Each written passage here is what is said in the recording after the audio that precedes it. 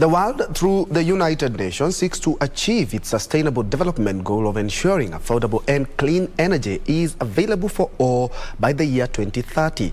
This has started to be implemented by a section of women in Migori County who have taken up the making of energy-saving stoves and jikos as a means of empowering themselves and contributing to the country's utilizing clean energy.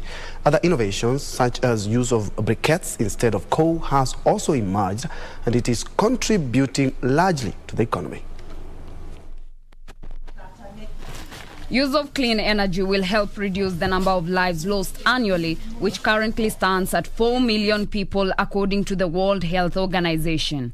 In Kenya, 76% of population relies on traditional biomass for cooking, with serious implications for public health estimated at around 15,000 deaths linked to indoor air pollution. Kenya is already a leader with sub-Saharan Africa in developing and distributing clean cook stoves, with various technologies being used in the country. The use of clean energy has become a market niche that has been filled up by women who are main users and producers of household energy.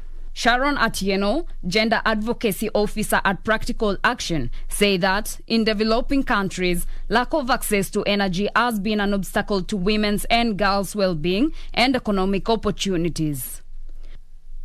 More than just users of clean energy. That is why we want them to be distributors, and the best way they can do this is through entrepreneurship, where they sell clean energy products as they promote and empower communities to be able to adopt these technologies. The project has trained 400 women entrepreneurs, and they're currently embracing different value chains in the energy sector, such as promotion of solar products.